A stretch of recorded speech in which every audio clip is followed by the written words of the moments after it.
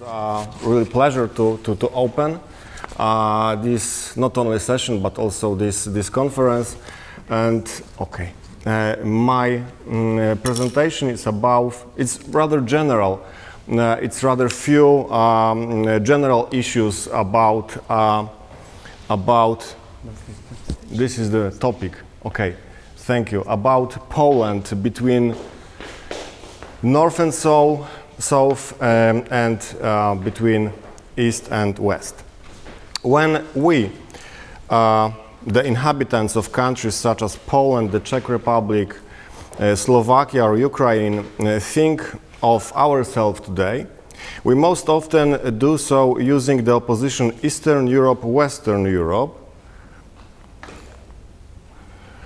or alternatively using the notion of Central Europe.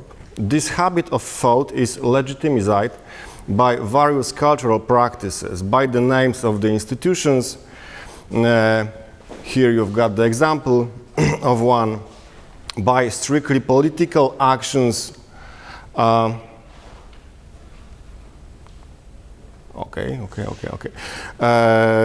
example, the Eastern Partnership within the framework of the Council of European Union with such countries as Moldavia, Ukraine, but also by a certain common habit which dictates in new media, literature, cinema, art, politics, everyday culture, to divide Europe into two parts, Eastern and Western. This communicative practice is as much a reflection of real political processes as it is a certain arbitrary structure superimposed on the area that can also be divided according to other coordinates. This structure is clearly an axiological structure. We have known this at least since Edward Said published his Orientalism.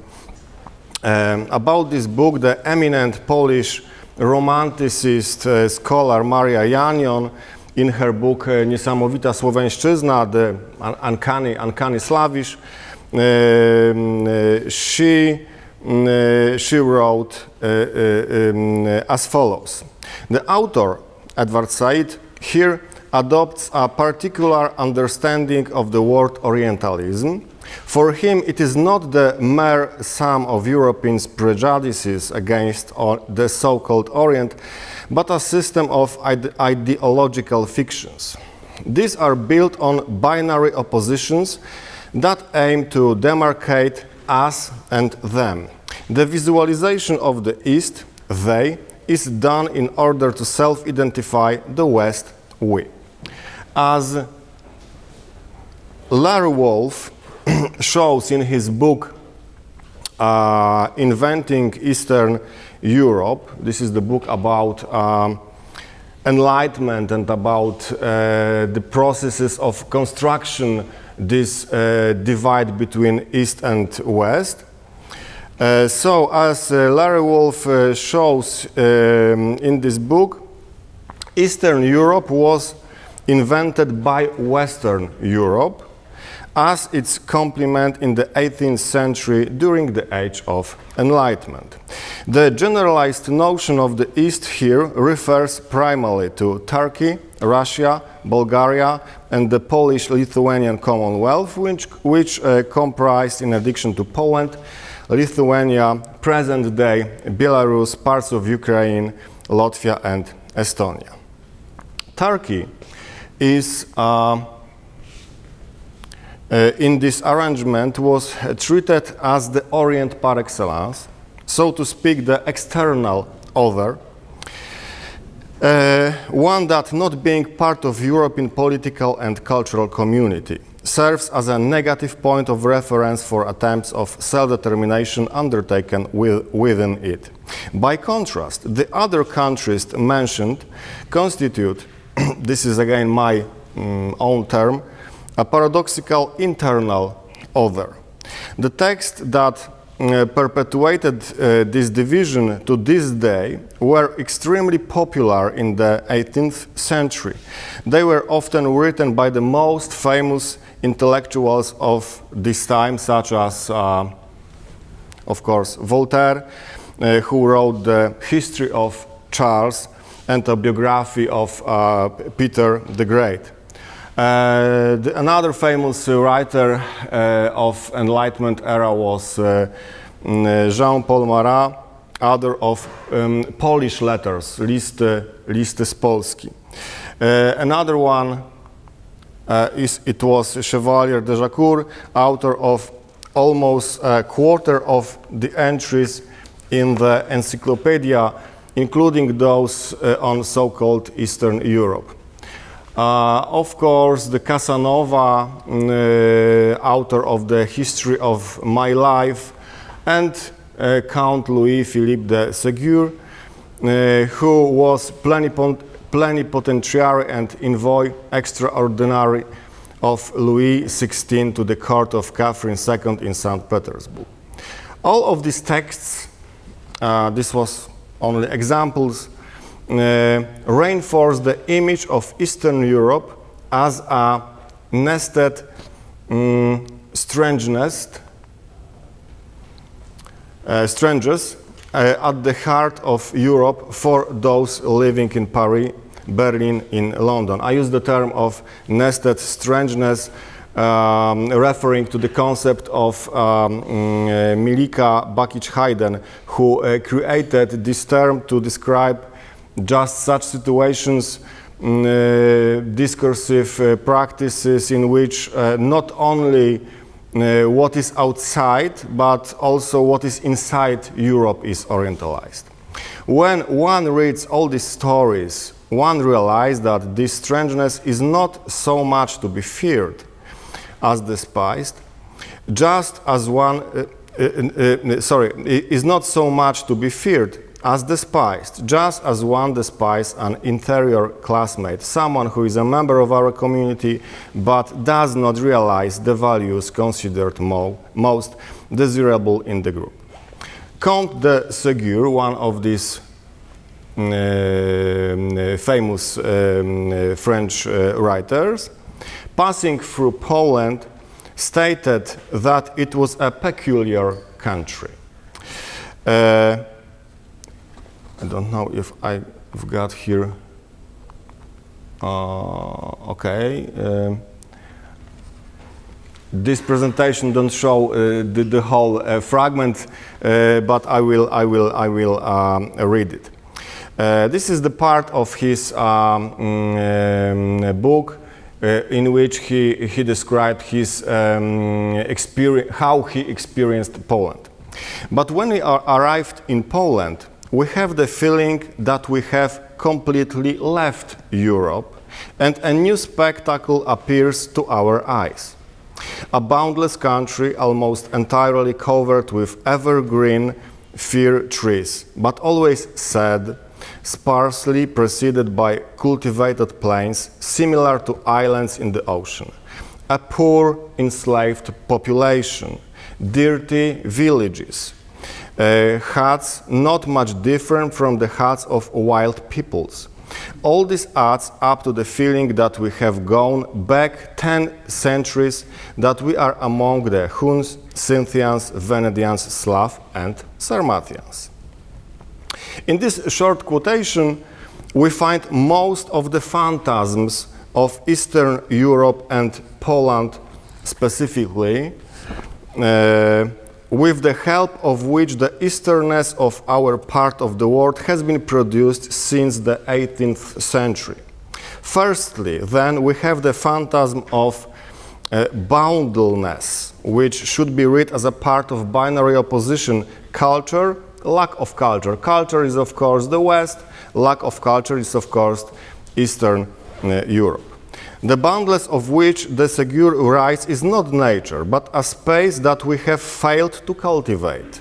We have failed to manage it because we are civilizationally backward, unable to enter the stream of progress evidenced by the phrase enslaved population.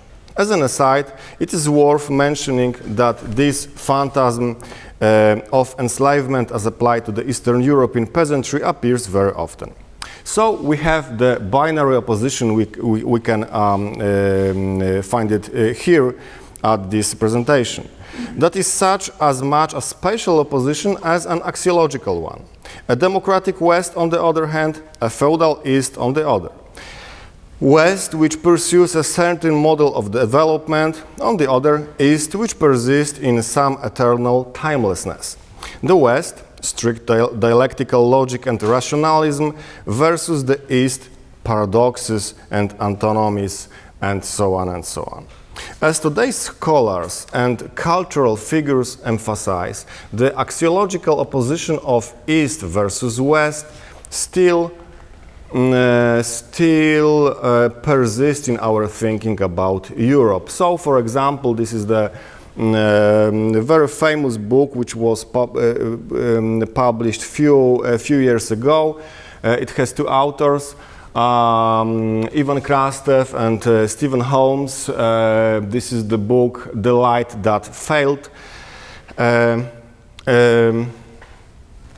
How the West failed its followers. This book shows that it is on such a binary opposition that the model of development proposed for Eastern Europe after the fall of communism is based, which is based on necessity of constant imitation of course, the West. Authors gathered around a Polish conservative think tank and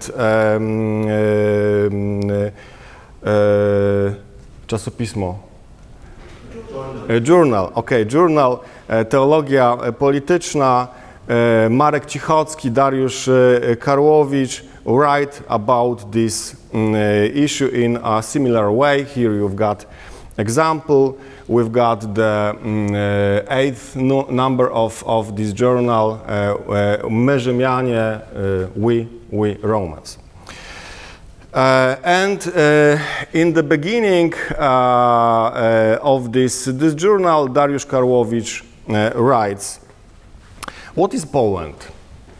Not a territory between East and West, a civilizationally backward area between Russia and Germany, and in spiritual sense, a space suspended between Voltaire and Dostoevsky, modernity and feudalism, enlightenment and Slavia. But beware, not as a field of struggle between giants, nor still less as a homeland of either side of the spiritual and civilizational dispute, but as a weak solution of both elements, a diluted mixture that does not agitate, vibrate, or explode, because it does not create any new quality. This country, cloudy weather, mud, suspendedly Slavic, but not Slavic, suspendedly Western, but not fully so, and most importantly, nothing subjective, self-contained, or even distinct. In my opinion, Karłowicz touches here on the heart of the problem of the East-West divide, of defining ourselves by this division. When we think through it, we deny ourselves our own specificity, and if you assume it, it is as an inferior specificity, one that ultimately led to the catastrophe of the partitions. Partitions, this is the name of, in Poland, rozbiory, this is the Polish trauma, the situation after which the Poland was, meanwhile, we had our own specific peculiarity as Karłowicz and Cichocki, excuse me. This is the second part of my presentation about another opposition, about the opposition between North and South. So, we have our own peculiarity, as Karłowicz and Cichocki writes. And it was the result of different division of the map of Europe into North and South. Pre-modern Poles described themselves using this very distinction, not East and West. They didn't thought about them using the distinction North and West. Rather, they thought about them using the distinction between North and South.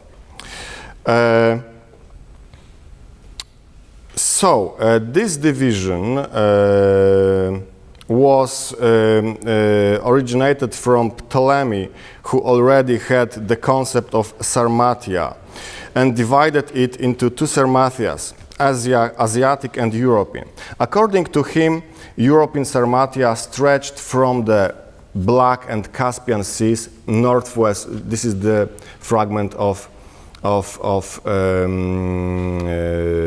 the book about Ptolemy.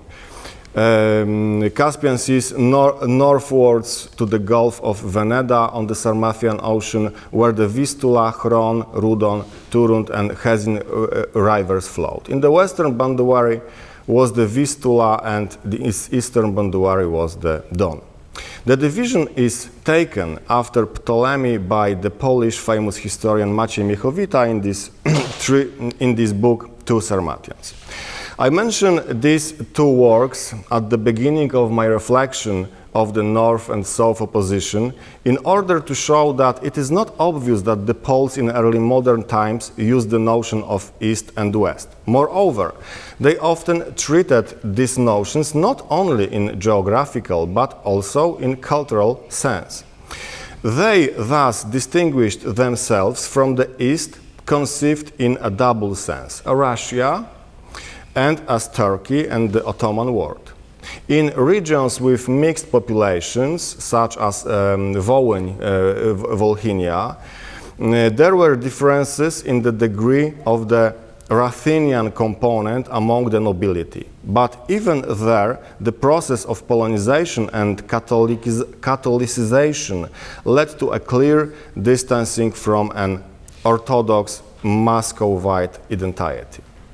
In their relations with Turkey and the Ottoman Empire, the nobility also accentuated their civilizational distinctiveness. Conflicts with Turkey were an important part of nobility culture. Victories over the Turks and so on became part of the national and nobility's mythology.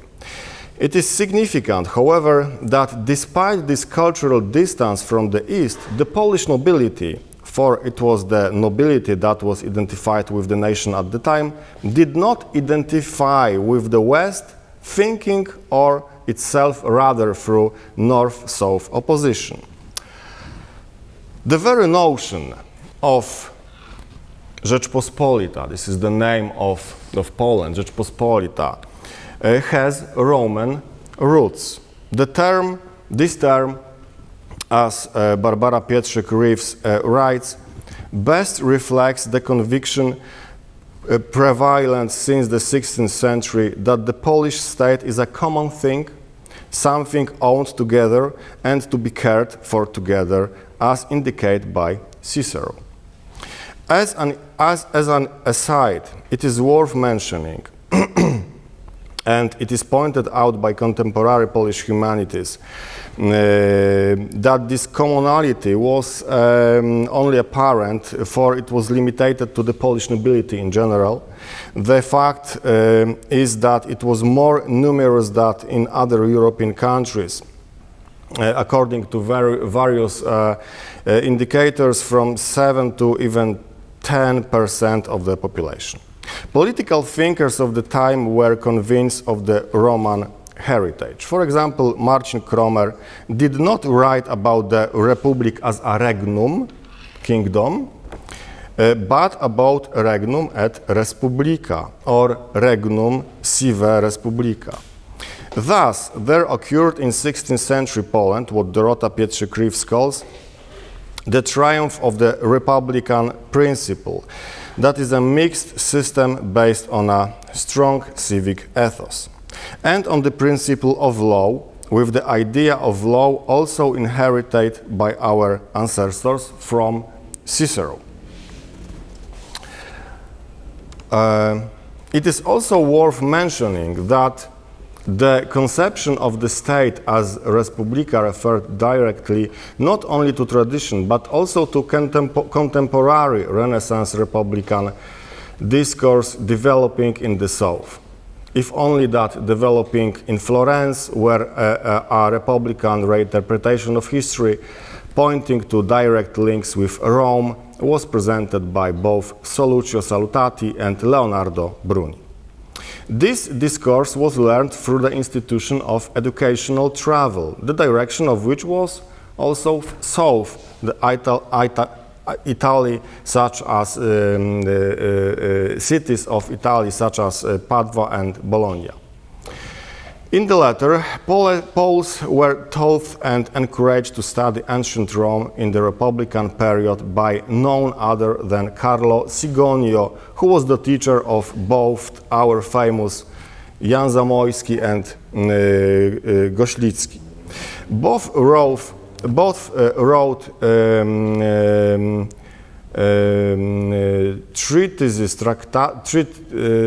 treatises, yes, thank you, under his guidance. The first on the senator, the second on the Roman Senate. In such a spiritedly Roman treatise as anonymous political treatise entitled Philopolites from the late 16th century, there is an encouragement of civility understood as a distrust of power and of putting in the hands of politicians, people who make their living by governing. This classically republican principle of balance between the various organs of government, the king, the senate, and the parliament, begins to the end in the 17th century during the crisis of Poland Republic. As Dorota Pietrzak-Reeves wrote, it was then with the introduction of the electoral monarchy, the limitation of the king's role, and the use of the liberum veto that Roman inspirations, although present, no longer had such a significant system-creating role. They remaining, however, as important rhetorical argument. Speaking of rhetoric, it would be another element constituting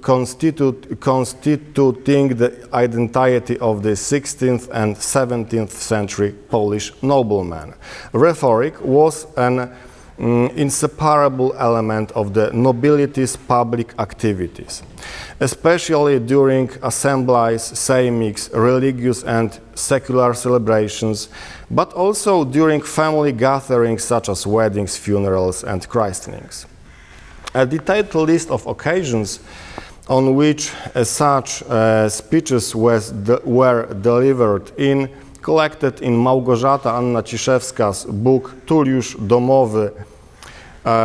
She shows us that there was a separate type of cradle speech, wedding speech, funeral speech, but also and toast and farewell or welcome speech. The scale of the subordination of the rhetoric of public life, also in its private dimensions, was, as Roman Krzywy expressed it, unprecedented in other European countries at the time. The language of this subordination was of course Latin, which every Polish nobleman was obliged to use, and which was also the language of Polish literature, especially at the beginning of 16th century. For example, Andrzej Krzycki, Klemens Janicki, Jan Dantyszek, and most eminent Polish poet, of course, Jan Kochanowski.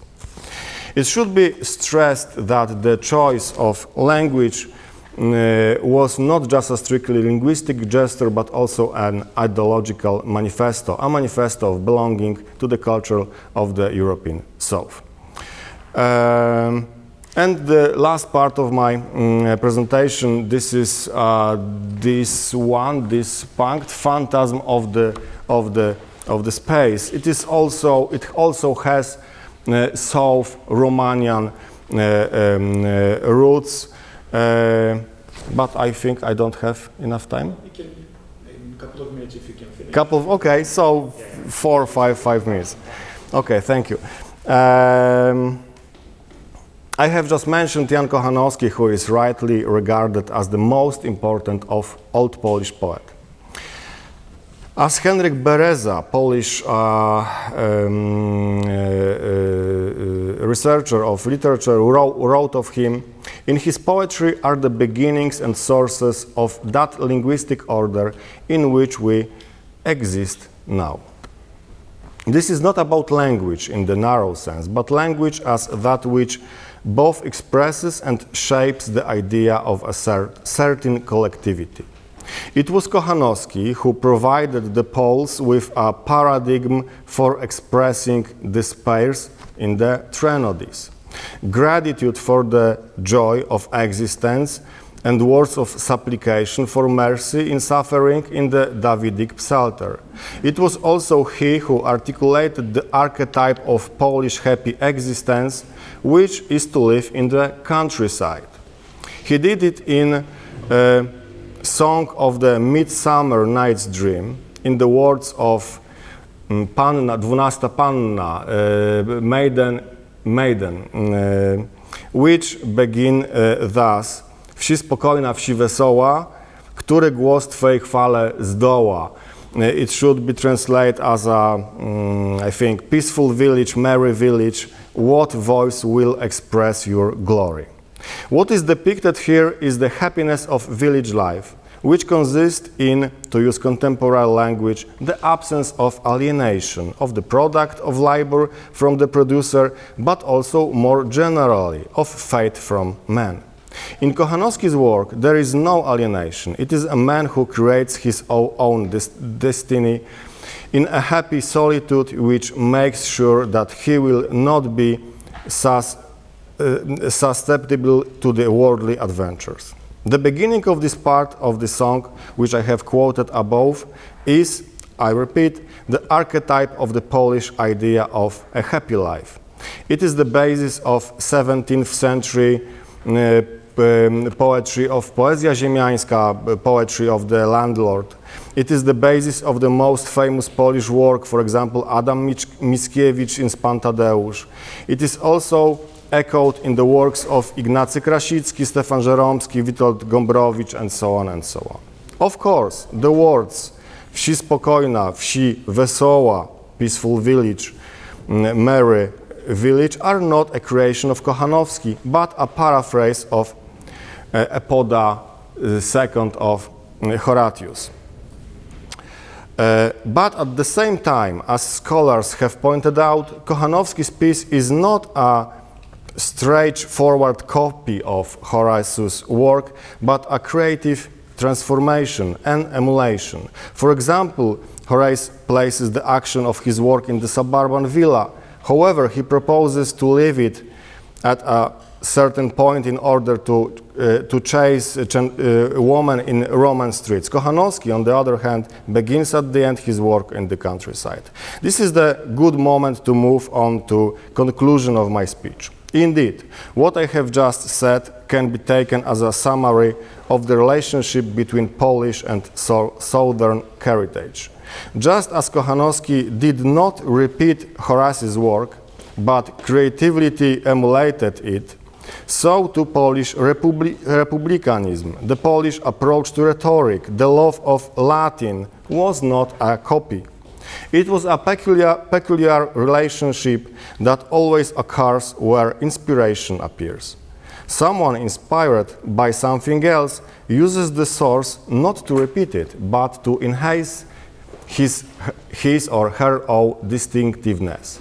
In Poland today, we look with a certain longing at this kind of relationship between Polishness and its southern source, because we are stuck in the clutches of another relationship that deprives us of our subjectivity. As I said, after Krastev and Holmes remaining within the framework of the East-West relationship, condemns us to perpetual peripheral imitation. Staying with the North-South relationship, on the other hand, was a relationship of inspiration that, through borrowing, gives hope of selfhood. Thank you.